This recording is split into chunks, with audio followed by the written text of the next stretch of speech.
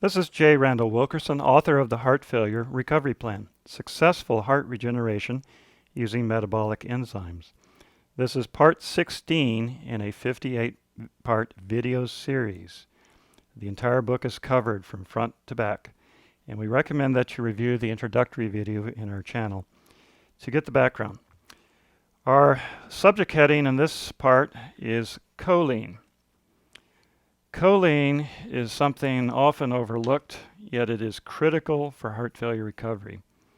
Choline deficiency is widespread throughout our modern world, yet very few have ever heard of it.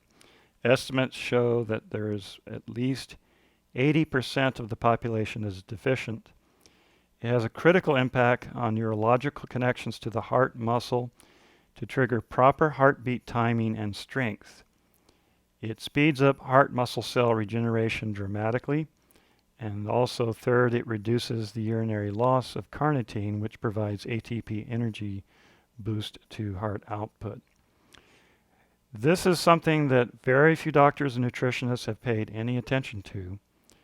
Choline has only been considered an essential nutrient since 1998, when the Institute of Medicine recognized it as critical for child development.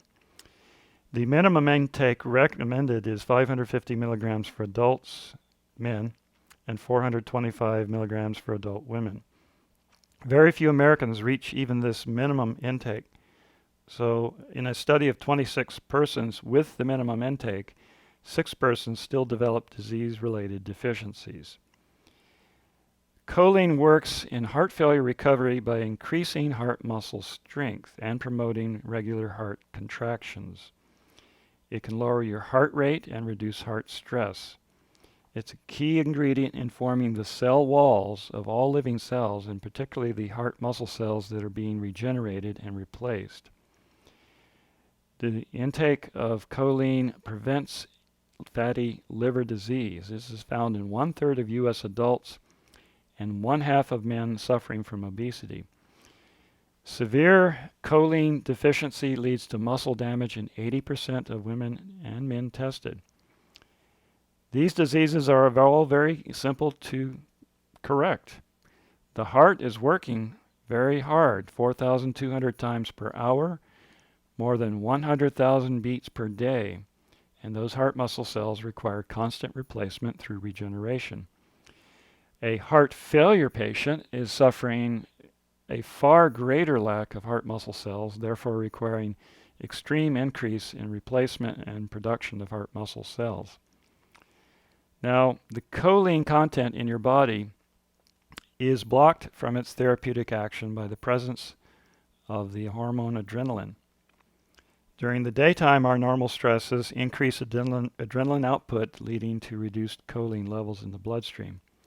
Choline is highest when we are sleeping peacefully, and this marks one of the most critical aspects of successful heart failure recovery. Maintaining a calm, peaceful life with plenty of sleep, keeping your choline levels high, increases recovery speed. It also lowers blood pressure on the side. Choline is available in the supplemental tablets, and the upper recommended limit is 3,500 milligrams each day for adults. We're trying to recommend 1,000 milligrams per day minimum to 3,000 milligrams per day maximum. Choline is found in eggs, beef liver, and lecithin. The best lecithin for choline is one derived from sunflower seeds, because it uses far fewer chemicals as that which is used to extract lecithin from soybeans. Some women object to soybean products because of estrogen in the soybeans. I use 2 tablespoons of sunflower lecithin in powder form, which provides 2,500 milligrams of choline for a juice mixture every morning. This dramatically offsets the adrenaline production during the day, and then 500 milligrams can be taken in a tablet in the evening time, totaling 3,000 milligrams per day. Some neurologists have actually prescribed high levels of lecithin with choline for patients with brain function problems, essentially memory lapses.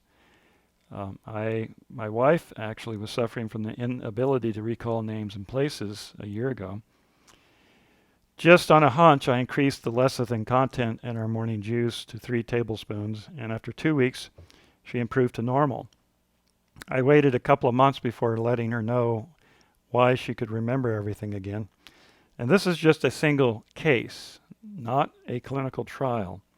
This is just an example of what impact it can have, even in small increases in quantity. There was a recent false alarm study in 2011 in Nature magazine. They claim that choline can cause heart disease by increasing the risk of arteriosclerosis. The study was not based on scientific clinical facts, but mainly theories about choline reaction with intestinal bacteria to create trimethylamine inoxide, TMAO, in the blood. They recorded increased levels of TMAO in mice after feeding them choline chloride at levels of 500 to 1,000% above normal. Humans do not consume choline chloride. It is not available as a supplement. It was chosen simply to create a false alarm study because it is known to increase TMAO levels. An increase in TMAO can increase heart disease risk 2.5 times normal. However, humans do not consume choline chloride. The choline in the form of lecithin does not change TMAO levels. Fish contain the highest levels of TMAO, yet human populations with a diet rich in fish have lower than normal heart disease rates. So you have to be careful when you read a clinical study on animals and find there is no proof in relation to humans.